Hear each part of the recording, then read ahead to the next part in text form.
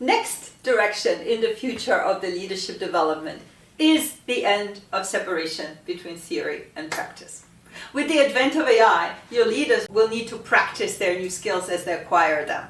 And the idea of acquiring skills first separately and then trying to figure out how to apply them will be over. Simply because in an AI-driven environment, you can actually assess and apply your skills as you learn them, so that artificial distinction go away. And because it becomes so much easier to have access to information, your leaders will be able to really have access to information and knowledge and really work on applying. So our prediction is that leaders will need to become a whole lot more practical. And I wonder how that's going to happen in the future. So, Lal, what are some examples of companies that are already trying to experiment with that new mindset and creating leaders who are practitioners and ready to experiment in a lab-like environment? And how do they actually apply new skills that they learn in their leadership development programs right away? So Google's whole process is focused on really enabling these leaders to apply something that they've learned right as soon as they leave that development course. So the first step is they identify all sets of behaviors that translate to principles. So rather than just stating these high-level principles, they are very much so translated into these behaviors that are measurable, that are observable. So that almost gives leaders a guide in terms of how does it show itself in real life. And then as next step, what they do is all of their training ends with key steps of how we expect you to be applying this in your day-to-day.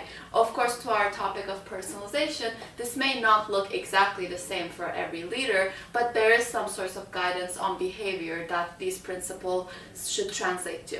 And then lastly, it is this matter of consistent reward and embedding it into the culture of the company. From promotions to bonuses to smaller reward systems, all leadership behaviors that you're portraying in your day-to-day life, as long as they parallel the Google leader that they have in mind, you will be consistently rewarded for these. So by having a mix of all these three reinforcing factors, they really put pressure on this idea of you need to be applying everything that you're learning and that you're being told.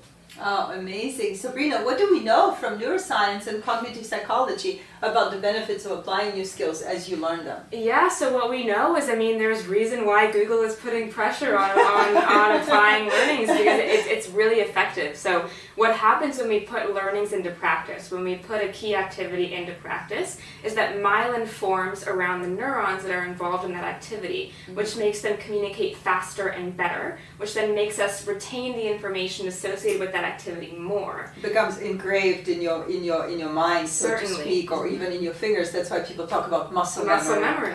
And so this actually has two applications. One, of course, it really augments your ability to bring the learning to life. But second, because it really becomes ingrained so much, when you go and approach newer, more complex problems, it helps you go and approach those. So even if you're in different scenarios and different settings, that muscle memory still comes back to you.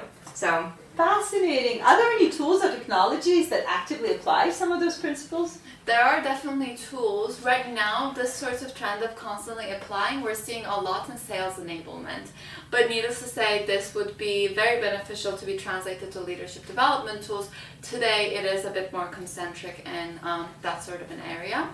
But one example is Quantified, for example.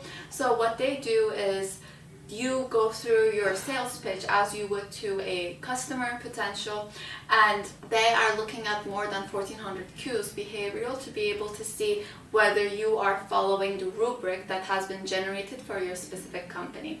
So by kind of giving you actionable feedback based on your performance, you are learning a much better. You, as you said, you are more likely to be performing that in the next time that you're going to be going through this pitch. So definitely we're seeing a lot in sales enablement. Today, our principle for the future of leadership development is that leaders of the future will need to be practitioners and be open to experimenting. So leadership development will need to be practical and applied. It's the death of theory.